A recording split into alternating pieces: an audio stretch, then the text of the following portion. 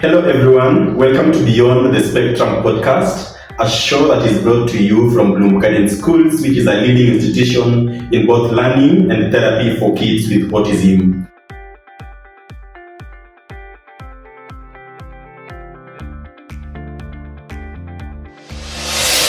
For me, for my thinking, I would not say that child won't need support because it's because of this support. That's why they're coping up. Yes. Yeah.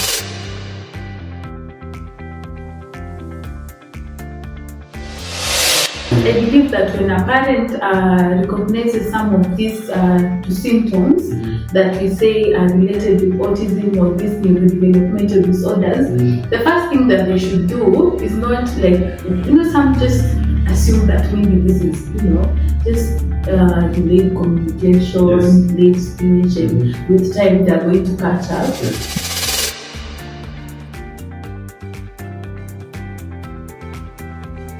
Hello everyone, welcome to Beyond the Spectrum podcast, a show that is brought to you from Bloomgarden Schools, which is a leading institution in both learning and therapy for kids with autism. Today, I am so excited to have a wonderful set of panelists here with me who are going to just help us explore this topic of autism and what it all entails. I hope you're excited to be here. Yes, and with that, allow me to just allow them to introduce themselves. From my far left, please.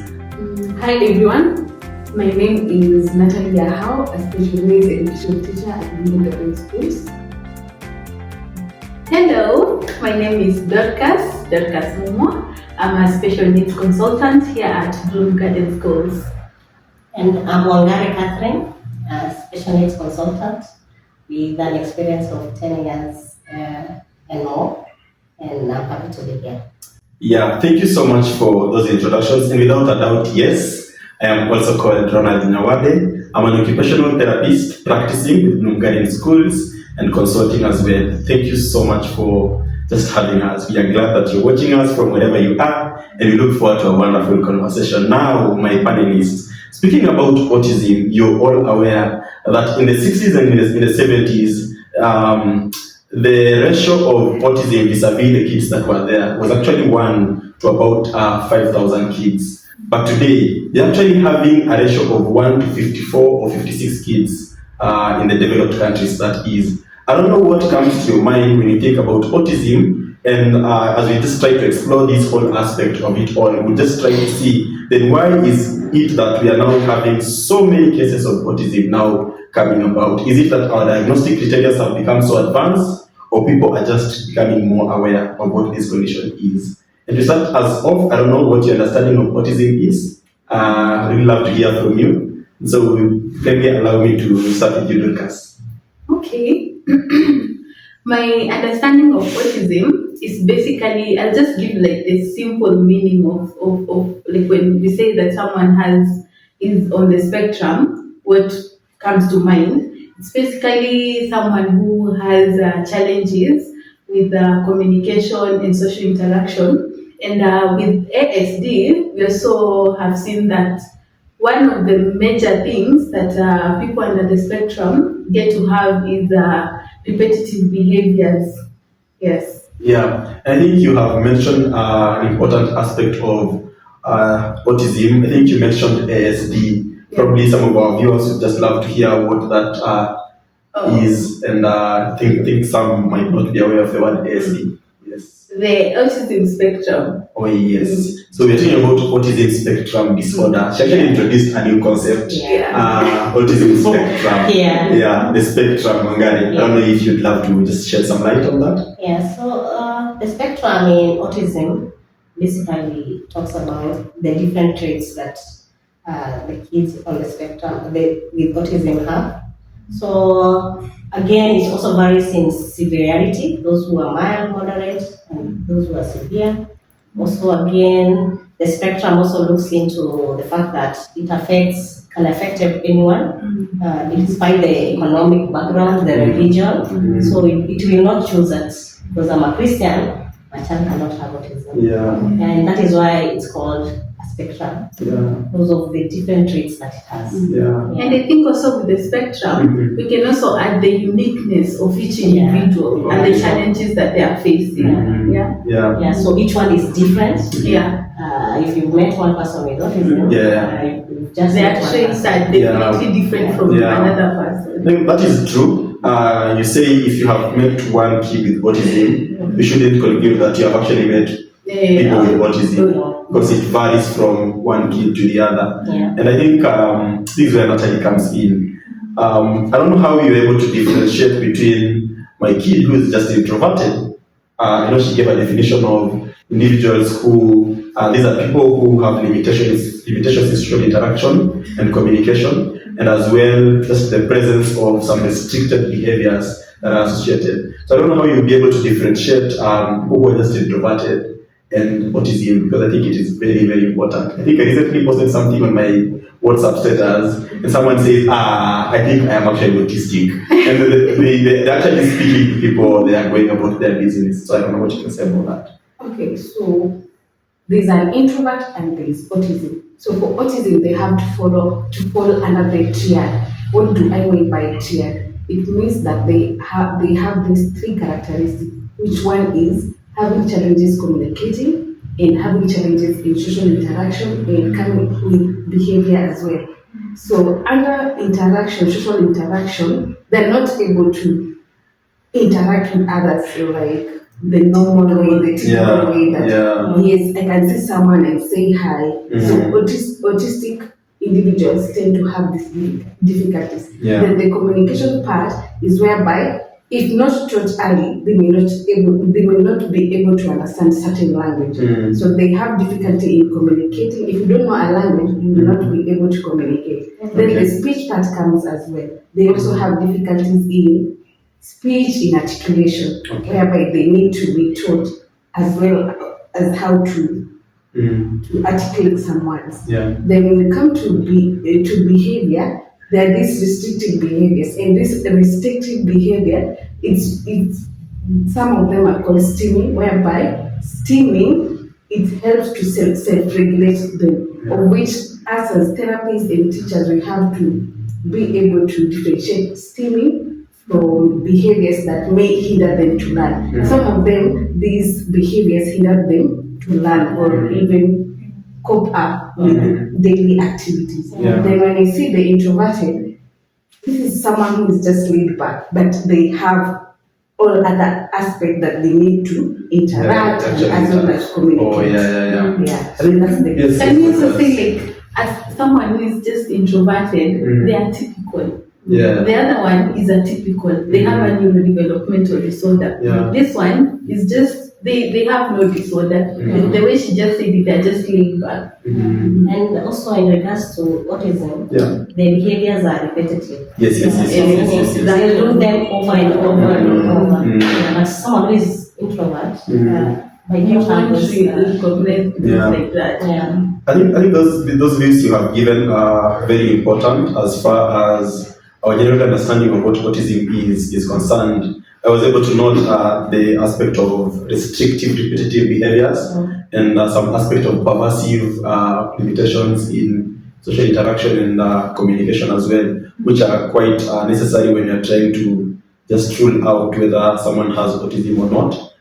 But just to give a disclaimer that this is not to say that we are giving you tips to be able to diagnose autism. No, not really. You really need to have a neurologist or a psychiatrist to diagnose that for you. But us, with the experience we have working with them, we are able as well to give views with regards to that. I think picking it up from there, I'm a bit led to ask you guys, then, do you have a definition of normal? Like normal, this is the normal mean, or we can have, or autistic kids normal? I don't know. I don't think so. Because no one is 100%. That's what I say. Yes. You always have some deficits. I think because so I'm bringing that question is you interact with parents who tell you, I want my kid to become normal. You see, and clearly when you look at them, this kid has autism, so they want their kids to become normal. So what is normal? Yeah, that is the question. I think what they mean is like they want the kid to come to the typical side of. But is that possible? No, I don't think we can say it's possible. When we say when we learn about autism, it's a lifelong disorder. So meaning they have to go with it. Then okay, now I think this is where we bring in the point of the levels of autism, the level 1, 2, and 3, meaning that this kid can only move from maybe one level to the other and like that, just maybe improving through life and so on. Yeah. Yes, Wangari, you look like you have something else to say. Yes, so adding to the normal in autism, actually at that point that child is normal. Yes. He just has autism. Yeah, so unless you want to look at it as the typical side. So our work is to intervene and to help them improve on the various skills that they are lacking and not to make them normal. The understanding bit of it all. Understanding truly this kid has autism and he's having these and these limitations here and there, and how we are able to improve on them. I think the very aspect of the levels of autism now makes more sense as far as interventions are concerned. So I think it would be important for our audience to just be able to understand the various levels of autism and what that truly means. I think we could start with level 1. Natalie, if you do not mind, you just help us expound on that as well.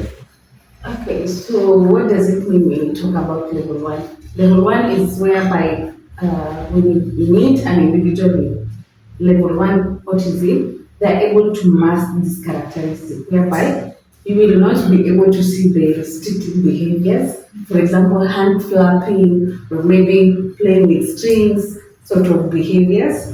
Like their behaviors, they are more masked, they're not really seen. Then they're able to communicate.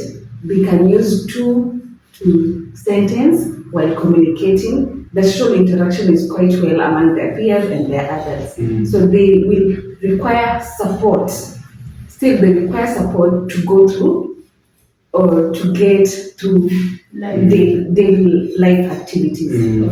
So would you say that these are kids who a parent can easily say that my kid just has delayed milestones? I think that's fine. Dorcas, if you're okay with that, just helping us explain on level 2. Level 2 is just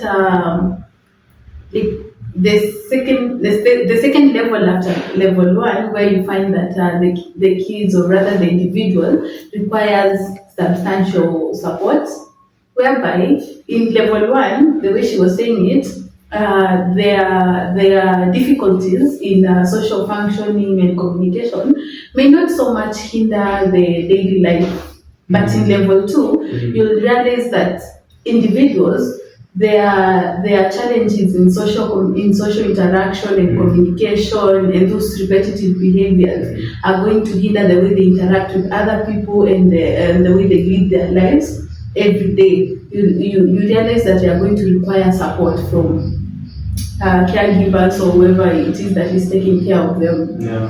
Like they cannot go through life without these people helping them. That is what we call the moderate. The moderate. What we have researched that we call it the moderate level of the spectrum. Wangari, yes. So level 3.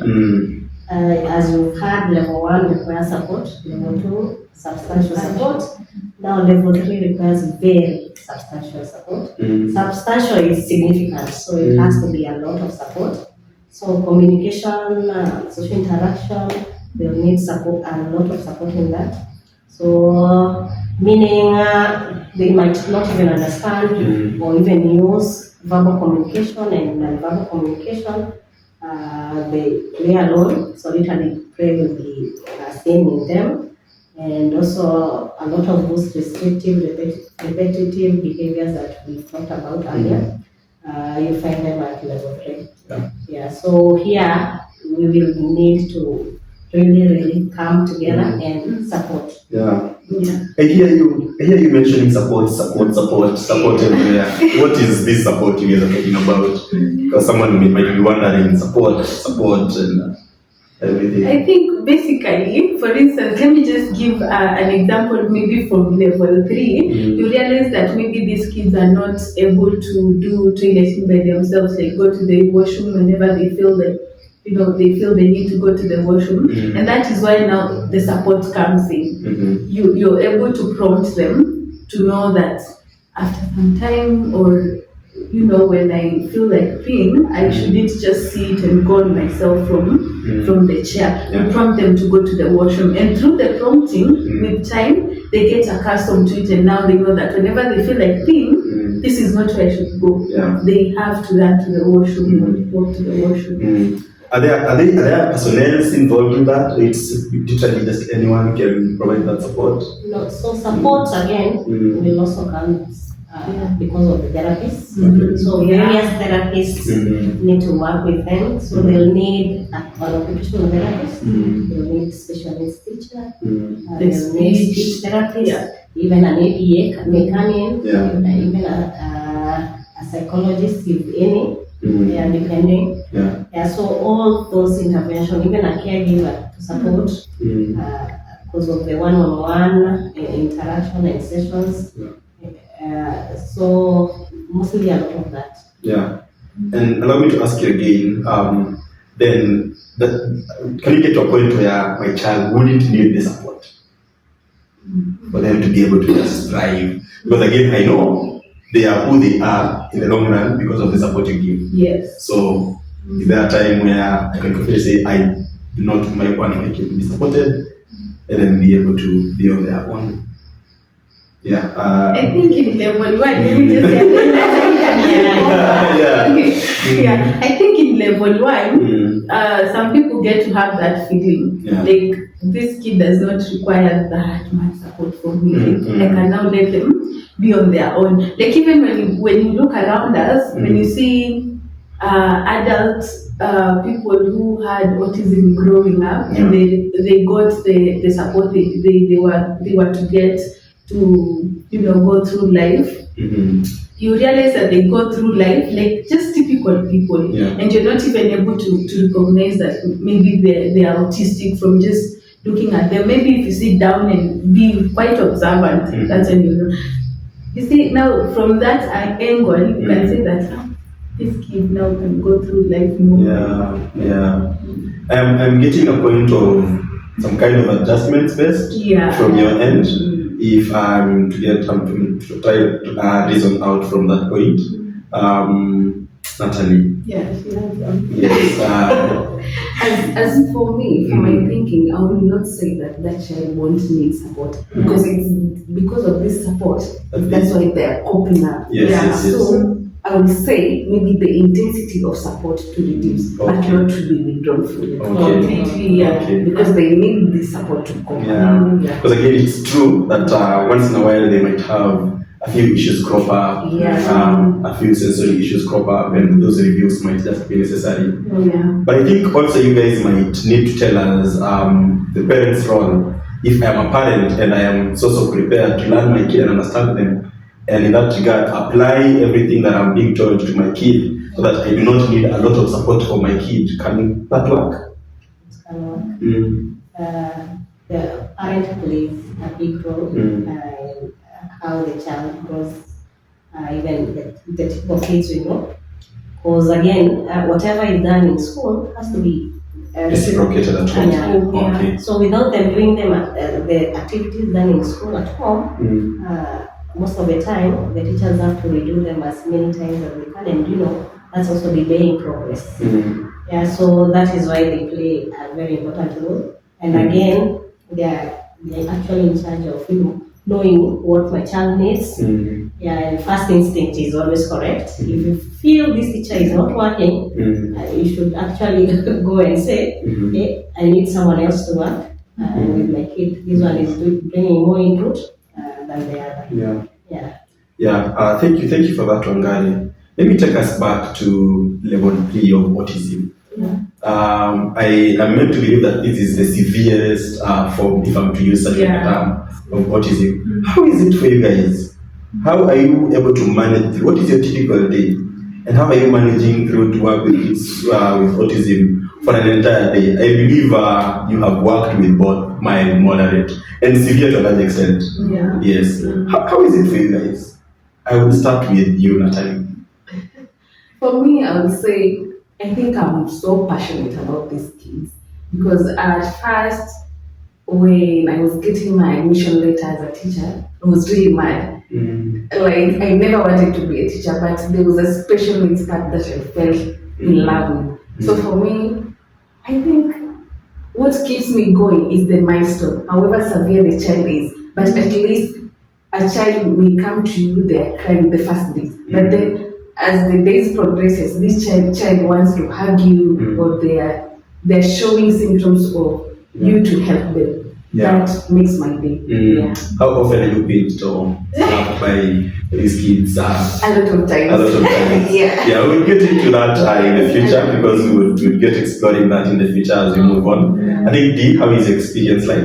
Oh, well, with the severe level, it's quite challenging. Let me just say that. It's quite challenging. But the thing that makes it, makes me want to keep coming back to them is the fact that I see them improving. Yeah. You know, even if it's just the slightest improvement, it's so encouraging to see that a kid has moved from going on themselves to maybe it doesn't matter whether they're asking for permission to go from class to washroom, as long as they got up and even if it's just running to the washroom, they did that. That's good progress. And it gets you encouraged to come back again tomorrow. Keep going. Wangari, yes. How is it for you? In the morning you come to school and it's autism, left and center. Actually, we live for these moments. So it's all about passion and loving what you do.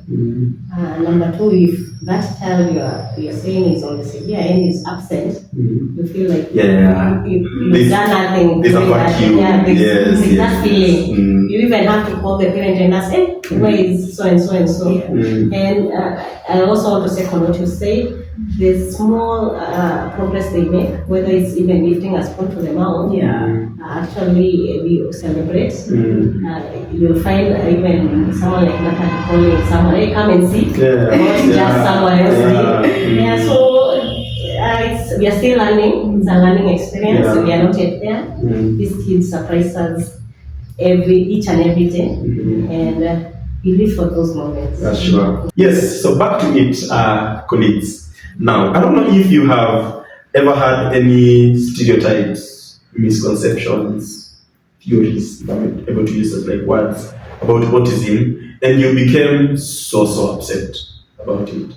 I mean, why is someone calling autism schizophrenia? Why is someone calling an autistic kid a mad child? Or demon possessed. I think these are things we really need to demystify. We have enough science as far as research is actually concerned, and we should actually be able to differentiate between these things in the long run. So I would just love to hear from you. You could share with us what are these things that you have had. I would love to call them funny things, and you are really upset about it, Natalie. For me, what I've been upset with, and I'm still upset with, is when someone says that a child from mostly they say rich families have these autistic kids. Then they say that maybe they are money vessels, you see, which is quite wrong. So how many, if we start counting, so how many are those families having these vessels, which is quite wrong.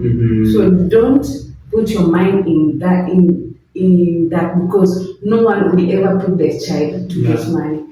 If you go to the background, these parents have really good backgrounds. They are doctors, they are engineers. So why would an engineer make the child a vessel for money? It doesn't make sense. So let's get out of that mind and use those thoughts to come up with something that will help this kid. That would really help, rather than thinking in those thoughts. Actually, should demystify that autism is a rich people problem. Exactly. Because it is not true. It's not true. And I think the reason why most people see it that way is because, when people are earning below average and you have a kid that has these disorders, you're not able to take them to a school like maybe Bloom Garden, where they are dealing with these neurodevelopmental disorders because of the school fees and all that. Yeah. So the kid remains in the house. Okay. So you realize that only the kids which are going to be seen out here are those ones from the well-off families. So now that belief comes up. Yeah, which is totally wrong. Which is totally wrong. It cuts across the board, whether you're rich, whether you're poor. And I know we would come to speak about whatever causes fees and what research says about it later. But I don't know for you, Dorcas, what is that thing that you have had and you are really upset? Let me say one that actually to some small point like this I almost believe until I interacted now with our students and other autistic individuals and came to realize no, this was just a belief or something that people tend to say, but it's not that way. That autistic individuals or people with these neurodevelopmental disorders do not show empathy towards other people, or they do not have, like the way I would say something hurtful to my colleague, and you will see her face and see that I've hurt her. They do. I've come to realize that they do, and you can see it from maybe when you come to class and another student is maybe hurt or they are screaming, and you see the way they may not be able to get up and go to them and try soothing them or something like that, but you'll see from their facial expressions, they can see that something is wrong. And even from the way they are looking at them, you can see it's affecting them. They're feeling sorry for the other student. That shows already that they have emotions, they have empathy. If only they had that ability to maybe go like I would and soothe the other students, they would. They would. That even makes more sense when I try to compare that to the definition we gave. But yes, they might have limitations in interaction and all those other things. When it comes to them empathizing and feeling whatever is happening, they actually notice it out. Yes. How about your guy? So mine, I will talk about the African tradition, our cultures. That is always something. So our cultures believe that if a child has autism or any other special needs condition, it means there's something that we need to do for our ancestors to get rid of it. So we have to sacrifice goats and other things. A lot of ceremony activities back in the villages. An example, if a child has delayed speech, like let me not mention the culture, there are those who go and they are given the traditional beer as the husband is sipping, the child is also gets to sip. It's going to get rid of the stuttering, the stammering, and some delayed speech, which is it's very wrong to a point that we are delaying again intervention, and again they'll even put a blame on someone who maybe died a long time ago, or someone who is a neighbor to you who might have bewitched the child. That is one. The other one is they believe also autistic kids cannot learn. So if you have a learner, a child who is on the spectrum, you prefer taking the child who is a typical child to school and you leave the child who has autism at home, because you believe he cannot learn. They can't learn. He cannot learn at all. Let's get rid of the demon possessed mentalities, we need to. witchcraft mentalities, the rich kid, rich family mentality on autism, because I think that even becomes more traumatizing to those who are bringing up these kids. So you can imagine a parent who needs your support in terms of encouraging them and just trying to ensure that they also are able to seek out for help to understand their kids better. I think that will work out perfectly. Recently, I was actually doing a research on autism, and I don't know what your thought is on this. Don't you think the government and the people involved should labor to ensure that autistic kids are actually accommodated in every setup? I know it is quite ambiguous. It's a very huge thing. It cannot happen because of the sensory issues that come here and there. But Is it us to adjust, the society to adjust when it comes to autism, or it's for the kids who have autism to adjust? I think that is what I'm asking in basic terms. We are supposed to adjust. Yeah. Not the child adjusting. Yeah. That is one. The other one is we are supposed to create awareness. Yes. Yeah, so we need to speak out for them because they cannot speak out for themselves.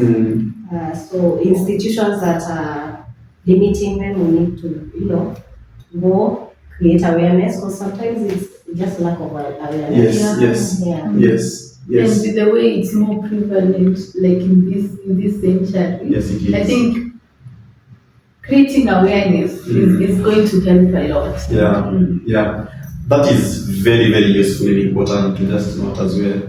Awareness is something that we all need to do, and that is why we are here today. And we'll be glad to continue doing this as we just keep on moving ahead, so that we are aware of what autism is and what can be done as well with regards to that. Now, thinking about the potentials and what these kids are able to achieve, do you guys think there's truly anything good beyond the spectrum? There is.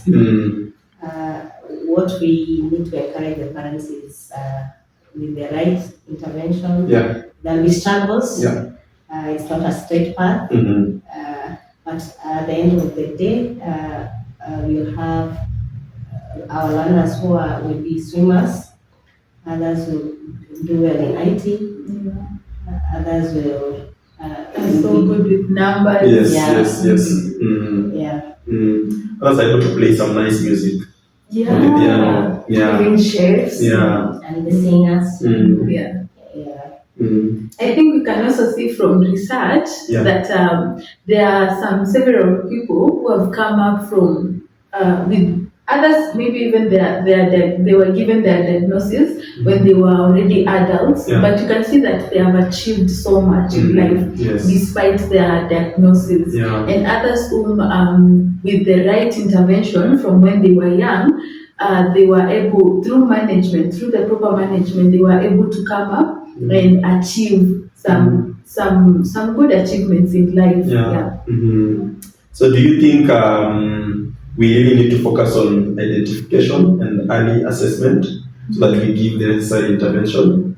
Yeah, I believe just to give a point on that, I believe that when a parent recognizes some of these symptoms that we say are related with autism or these neurodevelopmental disorders, the first thing that they should do is not some just assume that maybe this is just delayed communication, delayed speech, and with time they're going to catch up. But I think the right thing to do for a parent would be to visit a hospital or a psychologist or whatever to get their child assessed. Then from there now they can know what step to take next. And also secondly on early intervention, it's the main key. The early the better. And number two, we also need to check on the talents. The talents, not everyone can do academics, and also do well in other fields. So the talent also needs to come in, and it is also very, very important. The early intervention, I think it's important because these kids are still growing. Yes. Their So minds it's good are to get still them. fresh. They learn. We learn when they're very young. And if you look around, you can also realize, if you observe well, you can see that those kids under the spectrum who received early intervention, they do way better than those. The parents just sit back and wait until it gets worse, and that's when they now decide to take action. That's true. Natalie, you have anything else to add? As for me, I would just say when you want your child to be assessed, most speech is always the characteristic that is always picked up. So don't start with the speech therapist. Start with the neuro pediatrician. Is based on neurodivergent kind of. So start from there. Don't start up there. You have to go step by step so as to get proper intervention and proper recommendation. I think we need to stop whatever happens in the medical world. where people do prescribe medications for themselves. Yeah. That is what mistake we're making even when it comes to autism as well. Because a parent looks at a child and this child is throwing tantrums left, right, and center, and whatever they think, the first thing is let me look for a therapist. Mm-hmm. So a therapist just comes and solves that. Or a parent sees the kid is not speaking, so the diagnosis is not very clear, and whatever they do, they call a speech therapist or they look for a speech therapist. But if you're able to get it right from the word go, people will be able to advise them well as to how they are able to get the necessary help as well. Yeah. I know you have a lot of questions regarding what truly causes autism, and we are also so glad and waiting to be able to just help you understand why is this even happening in the world today? Why are we having so many cases of autism? I mean, why is it so prevalent today that we are having so many number of cases of autism today? That we'll be able to expound on in the upcoming video. And with that, we really appreciate for your time once more. We are coming from Bloom Garden Schools. We are so passionate about autism and working with kids with autism. We are so passionate about coming up with research data here in Kenya that speaks about autism and how they are able to respond to intervention even here in school and even with where they reside on. And we take so much pride in the number of successes that we have actually been able to have so far. So see you in the next video. Please don't forget to subscribe, comment, because that will guide even our upcoming episodes. Share. And please like. Yes. Please share this video as well. Yeah.